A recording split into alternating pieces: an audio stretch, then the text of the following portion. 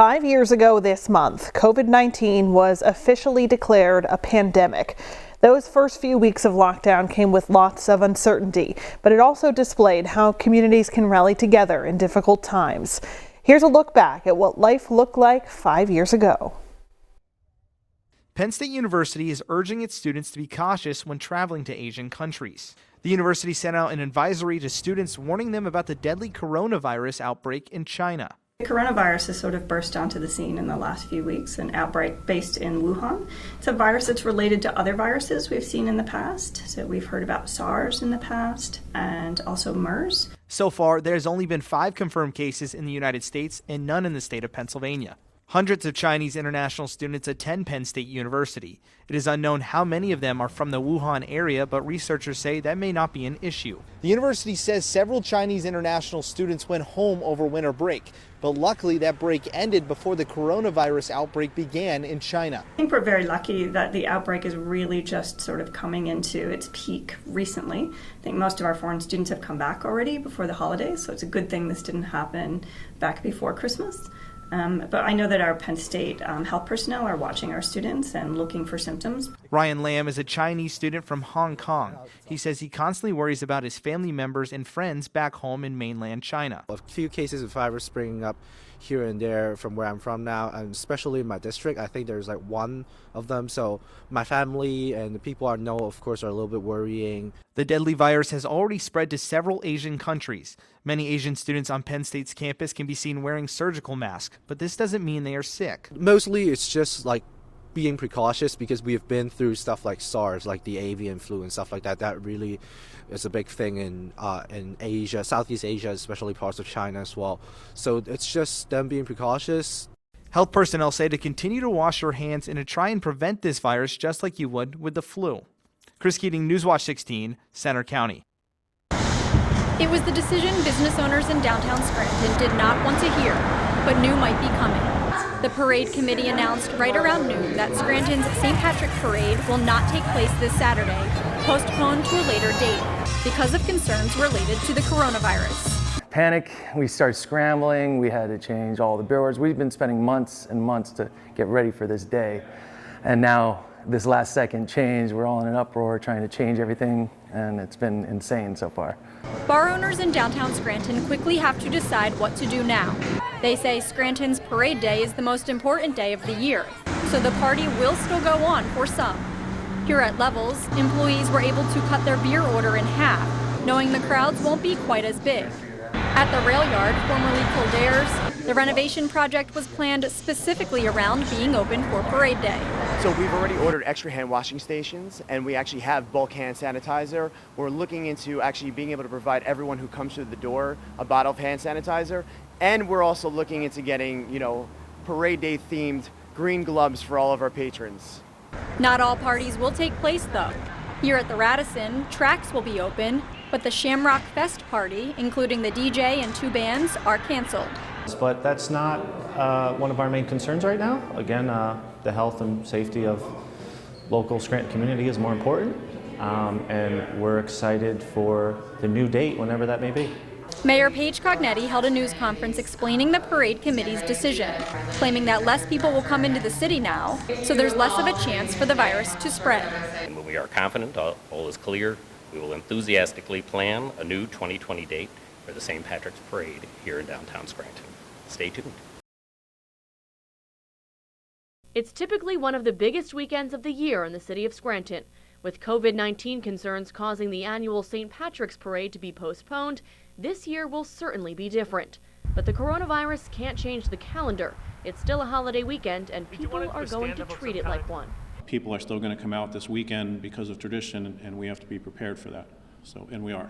As people decide whether to heed the warnings from the state to avoid large gatherings, the message from the mayor, the chief of police, and the medical professionals is to think not just about yourself, but about others too. The spread of this virus it's not just about how we individually feel, it's about the virus being, all of us being a conduit potentially for the virus to others, to people that are vulnerable, people with chronic health conditions, people who are older. When we're talking about these large gatherings, whether it be in bars or other facilities over the next few days and next weeks and maybe even months, the cost of that is certainly going to outweigh greatly any benefit or short-term benefit of maybe upholding a tradition or going out and having a few hours of fun. Each one of us represents not just ourselves as we walk through crowds, but everybody we touch and everybody they've touched. Businesses in the city count on Parade Day for the huge profits it brings in every year.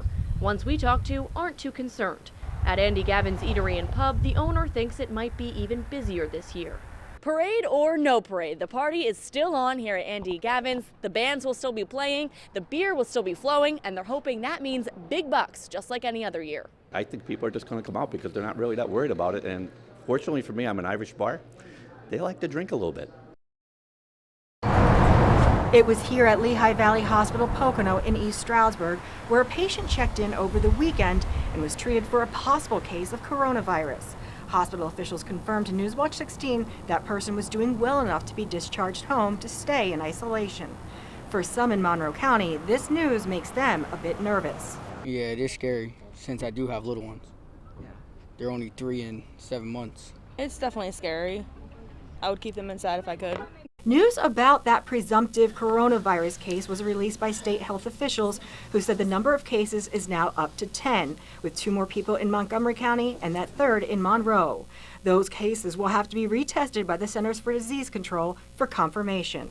That is their requirement, is they want to make double and triply sure that all the labs, everything's functioning well throughout the entire United States. People here say while it is alarming to hear that a possible case of coronavirus has popped up in Monroe County, however, the news is not surprising.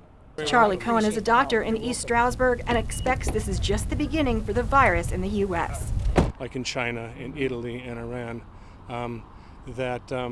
we're going to see the same kind of numbers here in the United States. Most said the only thing they can do is take precautions. We're all going to get it. We just have to take care of ourselves and be healthy.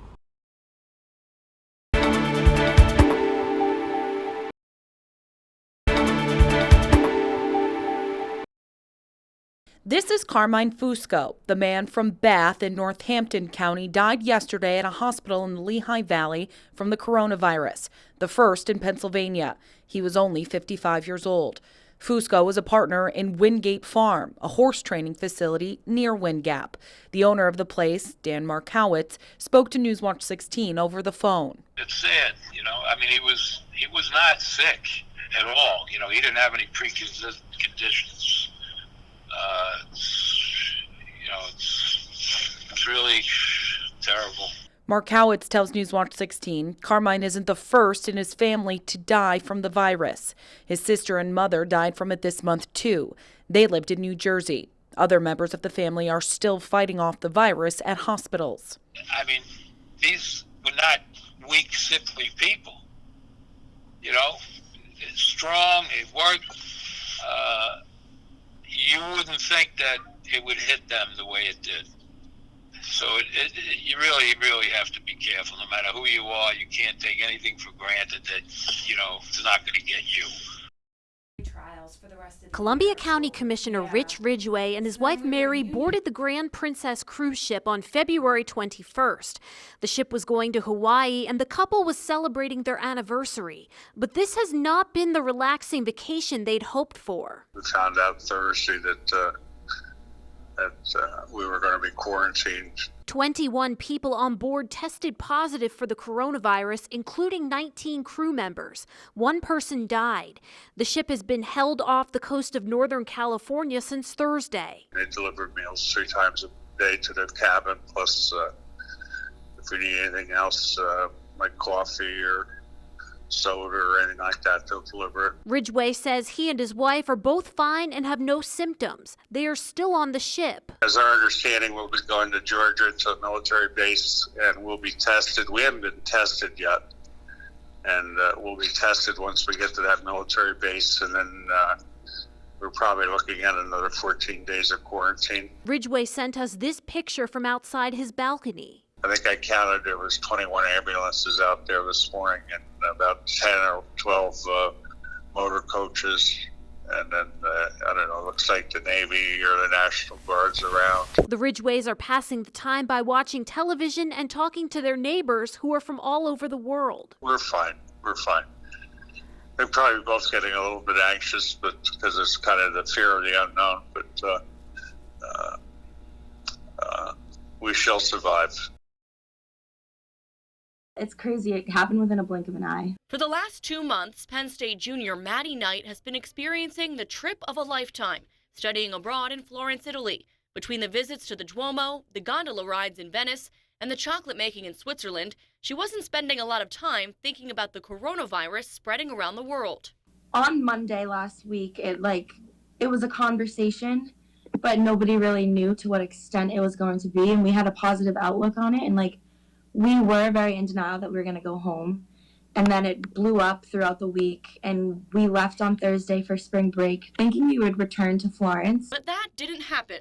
Instead, Maddie and everyone else in her program was told they had to be out of Europe by March 6th or face a student conduct violation. Right now, Maddie is staying with another Penn State student who is studying in Barcelona. She'll fly home from there on Friday, her belongings flying behind her, gathered and packed up by an official in the program. Just a few days ago, the CDC raised Italy's travel restrictions to a level 3, meaning you should avoid all non-essential travel there. Italy now has the highest number of deaths outside of China, hitting 79 on Tuesday. Penn State is reimbursing students for their return flight home since most had already booked theirs for the beginning of May.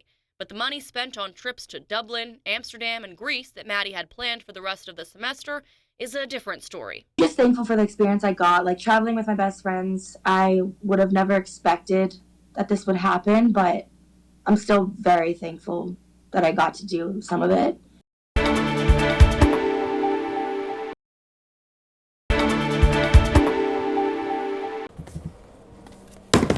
The lanes were largely empty, but this family got in one last game at Southside Bowl in Scranton before the place closes for the next 2 weeks.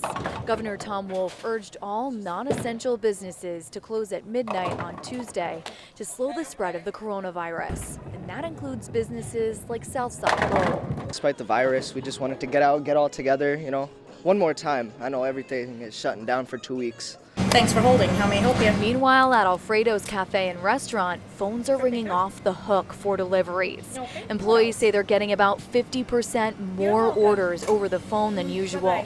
Governor Wolf urged restaurants and bars to close dine-in options, but deliveries and takeout are still allowed. Okay, so you're hearing that phone behind me? Yes, we are definitely getting more deliveries lately. Even during our down period today, we had no down period. So let's see where this goes. Governor Wolf is also urging bars, gyms, and theaters to close. Meanwhile, grocery stores, pharmacies, and healthcare facilities will stay open. Carolyn Blackburn, Newswatch 16, Scranton. Garrity's Supermarkets is asking something of its customers that seems to go against everything grocery stores are all about. But as co-owner Joe Fasula will tell you, these are not ordinary times. So never in my life did I ever think I'd ask customers this.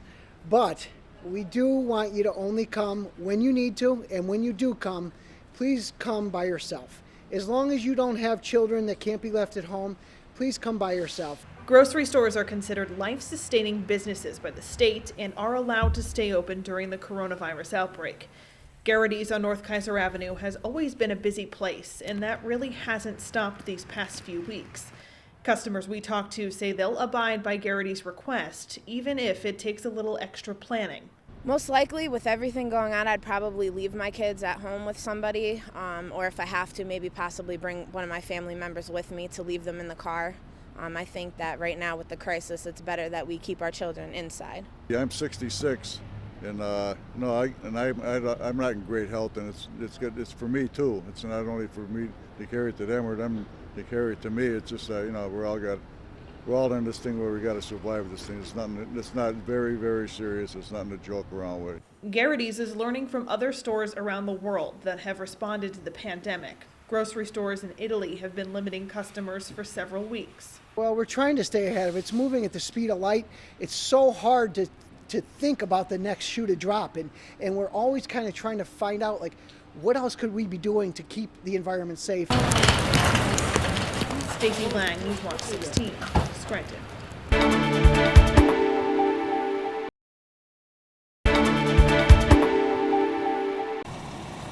Despite coronavirus concerns, people are still scuffling on and off buses here in Delaware Water Gap. Some are coming from the Big Apple, others on their way. Clarice Fields from East Stroudsburg is a nurse. She's headed to the city to take a class. You have to get around. Like I said, I work. I'm a nurse, so I work in a hospital. So you just have to be as careful as you can. It's nothing else. What else can I say? Mart's Trailways has responded to the pandemic by taking extra cleaning measures and using products recommended by the CDC. Coaches are cleaned daily. All hard surfaces are cleaned and sanitized, including handrails, restroom door handles, floors, and windows. Hand sanitizer is also on buses and inside stations. Everything's been fine. Everything pretty much clean. They have a lot of warnings and everything. So. Mart's officials tell Newswatch 16 the coronavirus has impacted the amount of travelers they are used to seeing. Passengers tell Newswatch 16 while they are seeing a few less people on their commute, the biggest change is when they get to the city. Yeah, like I know in the city, like I noticed on the subways and the buses, like there's way less people. Either they're taking like Uber or, cab services. Mart's Trailways will continue to monitor public health concerns and keep passengers informed with necessary information. Visit wnep.com for commuter updates. Carmela Mataloni, Newswatch 16, Monroe County.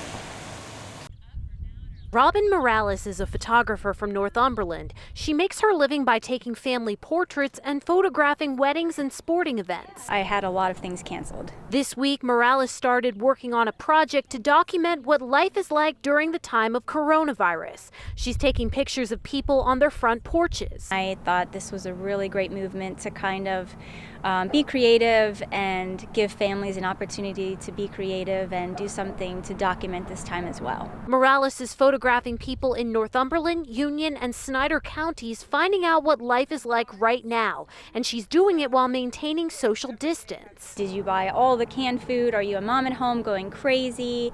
Are you homeschooling? Are you working from home? Show me whatever your life looks like from your front porch. Morales started working on the project this week and says people are excited to participate. This mom near Winfield showcased how she is working on her grad school classes while her children play outside. This family has spent time playing music, card games, and worshiping. Since Tom and I are a part of this community, we also wanted to be part of the Front Porch Project. Morales took pictures of Newswatch 16 photographer Tom Durant and I working from our vehicle and reporting the news while practicing social distancing.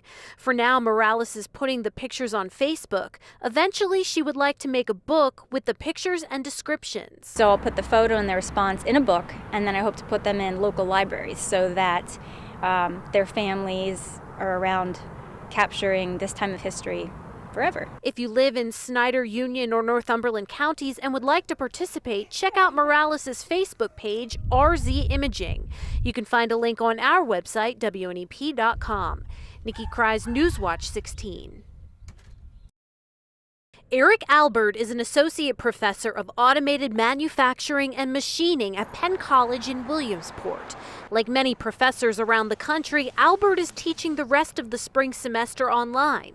One of the classes he is teaching is about 3D printers. When you're in a situation like we are now where we need to produce custom parts and maybe lots of different things, additive manufacturing is one of the technologies that can help. It's not fast, but it's very flexible. Albert is practicing what he preaches. Last week, he made more than 24 face shields, which are being given to area nursing homes. It takes about 2 to 3 hours to print one visor, so it's not, I guess it's not fast, but for pennies. The plastic is very inexpensive.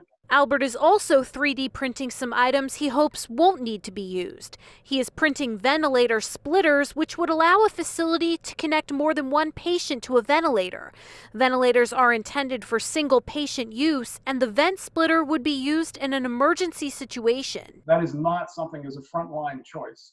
You wouldn't do that only if you really were in a situation where you did not have facilities and time. Albert is waiting to find out where to send the splitters he manufactured. He says he is ready to make more if need be. You could actually produce a larger quantity of those in a hurry because they're smaller parts and they fit. You can fit more on a build plate. Albert retires from Penn College in August after 30 years. He tells Newswatch 16 this wasn't how he anticipated spending his last weeks here, but he is proud to play a role in the fight against COVID-19. Nikki Cries, Newswatch 16, Lycoming County.